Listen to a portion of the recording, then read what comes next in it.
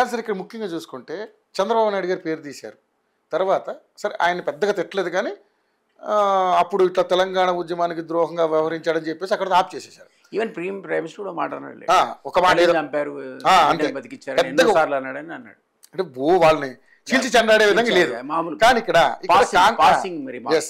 కాంగ్రెస్ కూడా కాంగ్రెస్ పార్టీ అనే సంబోధించారు తప్పితే రేవంత్ రెడ్డి గారి పేరు ఎక్కడ సంబోధించాలి. ఎందుకో ఏ కారణం చెప్తున్నా అంతగా ఇదివరకు తిట్టినంతగా రేవంత్ రెడ్డి టచ్ చేయలేదు. మరి అది కూడా ఆశ్చర్యమే చెప్పాలి కదా ఇప్పుడు. కానీ మనకు కూడా తెలుసు కంపారిజన్లో 10 years వాళ్ళకు బంగారు పల్లెల్లో తెలంగాణ అప్పచెప్తే అద్భుతమైన పరిపాలన అందిస్తారనుకున్న టీఆర్ఎస్ బీఆర్ఎస్ ఫెయిల్ అయిందనే కదా ప్రజలు తిరిగి కాంగ్రెస్ వైపు చూశారు.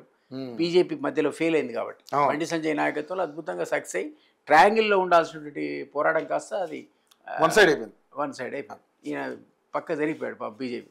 అందువల్ల వచ్చిన సందర్భంలో రేవంత్ రెడ్డి మనం ఎన్నోసార్లు అనుకున్నాం అడ్వాంటేజ్ వచ్చి లిఫ్ట్ అయ్యి వచ్చాడు. వచ్చి ఈయన కూడా ఉద్ధరించింది ఏం లేదా అందరం అనుకున్నాం. ఆయన అవినీతే ఈయన అవినీతే నేను గతంలో కూడా చెప్పా.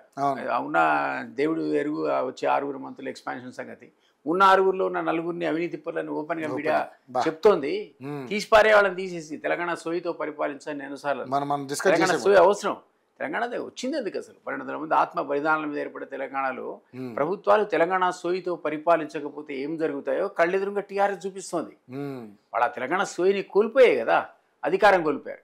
అదే కేసీఆర్ ఆ తెలంగాణ సోయితో పరిపాలించుంటే ఆ బంధువులను పక్కకు పెట్టి ఉంటే తెలంగాణ మనం అనుకున్నటువంటి పద్ధతిలో ఆకాంక్షలకు అనుగుణంగా ఉంటే అసలు మీరు ఇంకో 20 ఏళ్ళు అధికారంలో ఉంటారు, ఎవరు ముట్టుకునేవారు గారు. జరగలే. కాంగ్రెస్ కూడా అదే పని చేస్తుంది. వాళ్ళు ఆ సోయి లేకుండా పరిపాలిస్తున్నారు. కాబట్టి మీరు అన్నట్టు మరి తన గురించి పక్కకు మర్చిపోయినా ఇప్పుడు జరుగుతుందన్న బాగా హైలైట్ చేసుకుంటారు కదా, అది కూడా పంచెస్ లేవు. సార్ ముఖ్యంగా చూసుకుంటే తెలంగాణ సెంటిమెంట్ని ఎందుకు మళ్ళీ రాజేస్తున్నారు వీళ్ళు కావాలని. అంటే చంద్రబాబు నాయుడు ఒకవేళ రేపు కూటమి ద్వారా ఇక్కడ ఎలక్షన్స్లో అవకాశం ఉంటుందని తెలిసే ఈయన ఇలా మాట్లాడి ఎందుకు సార్ మళ్ళీ ఎందుకు తెలంగాణ వచ్చేసింది, తెలంగాణ మంది అయిపోయింది ఇప్పుడు, అయినా తెలంగాణ సెంటిమెంట్ని ఇంకా రగిల్చడానికి గల కారణాలు ఏమైనా ఉన్నాయంటారా? అంటే ఇంకా ప్రజలు ఇంకా అదే మబ్బులు ఉంచుతున్నాడా? అది వర్కౌట్ కాదు. ఇక తెలంగాణ సెంటిమెంట్ అది వర్కౌట్ కాదు. వాళ్ళకున్న అవకాశం వాళ్ళు వాడుకున్నారు. 10 ఏళ్ళు అధికారం అనుభవించారు. వీళ్ళే పోయి బీఆర్ఎస్ శాఖ తెరిచారు. ఇక్కడ ఆంధ్రాలో మొట్టమొదటి శాఖ బీఆర్ఎస్ తెరిచిందే ఆంధ్రాలో. అవును. ఇంకా నువ్వు తెలంగాణ గురించి ఏం మాట్లాడతావు ఆంధ్రాలో శాఖ పెట్టుకొని. అవును. సో ఇక్కడ చంద్రశేఖర్ నాయకత్వం కూడా పెట్టారు. ఆయన రావడానికి మీరు గతంలో రేవంత్ రెడ్డి మీద ఉన్నటువంటి సదభిప్రాయమో ఆయన మీద ఉన్నటువంటి ఏదైనా కావచ్చు సింపతి నాకు తెలియదు, కానీ చంద్రబాబు గారు ఇక్కడ పోటీ చేసి ఉంటే ఆ కాంగ్రెస్కి వచ్చిన 4-5 సీట్లు కూడా వచ్చేవి కావు. వాళ్ళకున్న 1% 2% డెఫినెట్గా చీలి అధికారులకు మళ్ళీ టీఆర్ఎస్ వచ్చేది. ఆ అడ్వాంటేజ్ రేవంత్ రెడ్డి గారికి వచ్చింది. ఆయన గురువు అనండి మరొకటి అనండి. ఈసారి ఆయన వదులుతాడని నేను అనుకోను. అయిపోయింది ఆ గురు శిష్య సంబంధం అయిపోయింది. ఆయన ఎంజాయ్ చేశాడు, ముఖ్యమంత్రి అయ్యాడు. ఆల్రెడీ ఆల్మోస్ట్ 2 years అయిపోతుంది. మళ్ళీ ఒకసారి అవకాశం ఇప్పుడు ఖచ్చితంగా టీడీపీ మీరన్న పద్ధతిలో బీజేపీ టీడీపీ జనసేన అండ్ ఇంకేదైనా పార్టీలు ఇవాళ రేపు మళ్ళీ అంటున్నాడు బీసీ కాన్సెప్ట్ ఉంది. మేము కూడా ఇప్పుడే పుడుతున్నాం. 1 2 సీట్లు మాకు ఇచ్చిన అంత ఒక కూటమి మహాకూటమి ఎమర్జ్ అయ్యేటువంటి అవకాశం ఖచ్చితంగా ఇక్కడ ఉన్నది. ఈసారి మీరు పోటీ చేస్తున్నారు? చేస్తా, డెఫినెట్లీ. ఏం చేయను, పిల్లలు నిలబెడతా. మీకు చెప్పా కదా ముందు స్థానిక ఎన్నికల్లో బీజేపీ అలయన్స్ సీట్లు ఆడడానికి ఖాయం. 1 అని 2 అని అందులో గెలిపేయడం కూడా ఖాయం. ఎందుకంటే అప్పుడు ఎవరు అలయన్స్ లేనప్పుడే మేము 3 సర్పంచ్లు ఒక ఆర్ఎల్డీ కార్పొరేట్ని గెలిపించుకున్న సందర్భంలో అలయన్స్ ఉందంటే మేము ఎందుకు తీసుకోం, ఎందుకు గెలిపాం? మాకు ఉంది కదా సెంట్రల్ అలయన్స్ ఉంది. కాబట్టి కూటమి వైపుగా కొత్త వైపుగా ఇప్పుడు అడుగులు పడుతున్నాయి. కొత్త వైపు. ఎందుకంటే అది బీజేపీ ఉండాలి అనుకుంటాం. ఎందుకంటే కాంగ్రెస్కి ఒకసారి అధికారం ఇచ్చారు, ఇంకోసారి బీఆర్ఎస్ 10 ఏళ్ళు అయిపోయింది. నెక్స్ట్ ఆల్టర్నేట్ కోసం చూస్తున్న సందర్భంలో ఖచ్చితంగా బీజేపీ అనేది ఒక థర్డ్ ఆల్టర్నేటివ్ కింద లేదా కొత్తగా వచ్చే పార్టీ ఆల్టర్నేటివ్ కింద కనపడుతుంది. అది ఇంకా తీర్మానం అన్నా ఇది రిజిస్టర్ చేయలేదు పార్టీ ఎంతమంది అన్న విద్యార్థులు రావచ్చు, ఏదో ఒకటి ఒక థర్డ్ ఫ్రంట్ అనేది ఈరోజు బీజేపీ ఆధ్వర్యంలో ఏర్పడితే దానికి ఈరోజు విజయ అవకాశాలు ఎక్కువ ఉన్నాయి. ఓకే.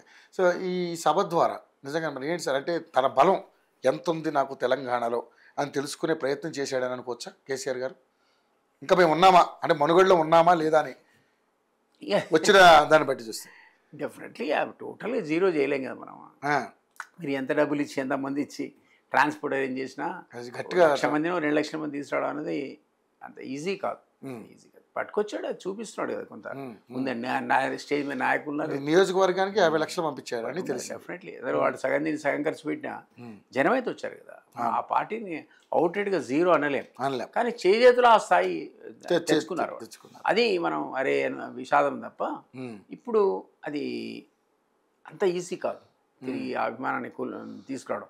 థర్డ్ ఆల్టర్నేటివ్ క్రియేట్ అయితే మనం అనుకున్నట్టు ఇంకొకటి, అది కూటమి బీజేపీ +1+2 ఏదైనా కానీ దానికి వచ్చే ఇంపార్టెన్స్ ఈ రెండు పార్టీలకు రాదు. ఎందుకంటే కాంగ్రెస్ అన్ఫార్చునేట్లీ డబ్బులు లేక, ఫైనాన్షియల్ క్రైసిస్, అవినీతి ఈ కారణాల వల్ల కొలాప్స్ అయింది.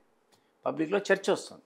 సో దానివల్ల వాళ్ళు మళ్ళీ రావడం అనేది అంత ఈజీ. వాళ్ళే వెనక తగ్గేటట్లేరు అవినీతిలో. వాళ్ళకి అవకాశం మళ్ళీ రాదని వాళ్ళు చూస్తున్నారు. అవకాశం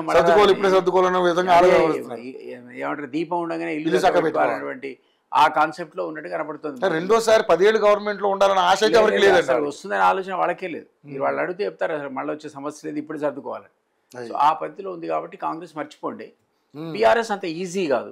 సో థర్డ్ ఆపర్చునిటీ మనం అనుకున్నట్టు థర్డ్ ఫ్రంట్కి వస్తుంది. ఆ ఫ్రంట్ ఏంటంటే లెడ్ బై బీజేపీ అంటున్నారు. ఎవరుంటారో కాంపిటెంట్లో మనకు తెలియదు కానీ